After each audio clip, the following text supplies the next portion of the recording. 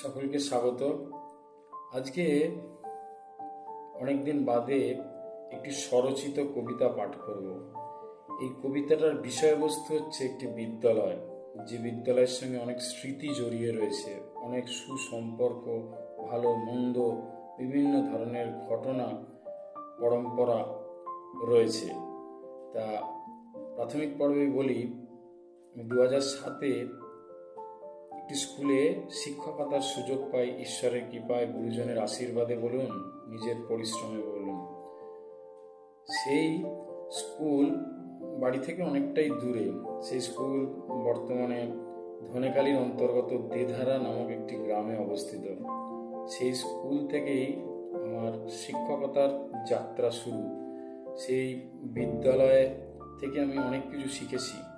যতটুকু শিখেছি সেই বিদ্যালয়ের কিন্তু অবদান অসীম। এই বিদ্যালয়ের অনেক গুণীজনকে সান্নিধ্যে পেয়েছি। এই গুণীজনদের কাছ থেকে কিছু কিছু ইতিবাচক জিনিস আমি নিজের জীবনে সেগুলো প্রয়োগ করতে শিখেছি, তাই তাদের কাছে আমি চিরকৃতজ্ঞ।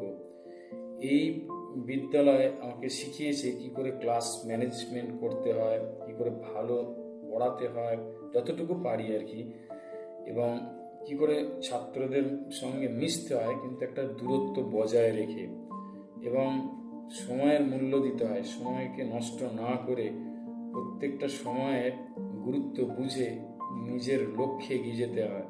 এই সব কিছুই ওই বিদ্যালয় থেকে শেখা। বিদ্যালয়ে অনেক গুণীজনের সংস্পর্শে আসা, অনেক জুনিয়র সিনিয়র বন্ধুর মতো, দাদার মতো পাশে দাঁড়িয়েছিলেন বিপদে আপদে। সব মিলিয়ে জীবনে অনেকটা গুরুত্বপূর্ণ স্থান অধিকার করে রয়েছে এই বিদ্যালয়। এই বিদ্যালয় থেকে পারিবারিক কারণে, শারীরিক কারণে, দূরত্বের কারণে এখন অন্য বিদ্যালয়ে স্থানান্তরিত হয়েছি। সেটা ঈশ্বরের কৃপায় বা সেই বিদ্যালয়ে সহকর্মী, হেড স্যার বা প্রধান শিক্ষকের সহযোগিতায় সম্ভব হয়েছে। যদিও এখন দূরত্ব কম বাসস্থান থেকে, যে বিদ্যালয়ে আমি কর্মে লিপ্ত আছি, কিন্তু আমার সেই পুরনো বিদ্যালয়কে কোনোভাবেই ভোলা যায় না, ভোলা উচিত নয়। সেই বিদ্যালয়ের প্রতি সম্মান জানিয়ে, বিদ্যালয়ের প্রতি কৃতজ্ঞতা জ্ঞাপন করতেই বিদ্যালয়কে সম্মান শ্রদ্ধার্ঘ্য নিবেদন করতে আমি একটি কবিতা রচনা করেছি। আজকে সেই কবিতাটি পাঠ করব, আশা করি সকলের ভালো লাগবে।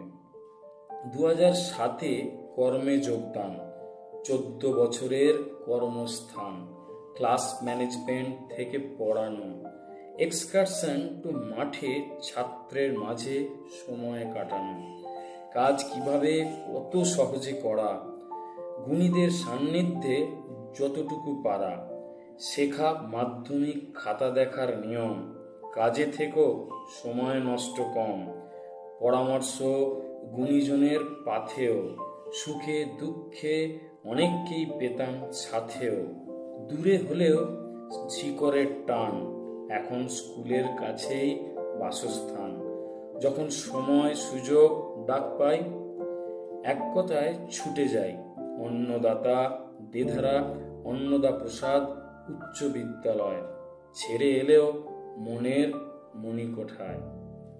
আশা করি কবিতাটা আপনাদের ভালো লাগবে।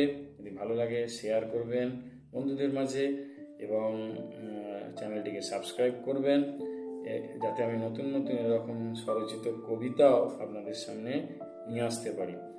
আর সবশেষে বলবো, সঙ্গে থাকুন, কবিতার ছন্দে থাকুন। ধন্যবাদ।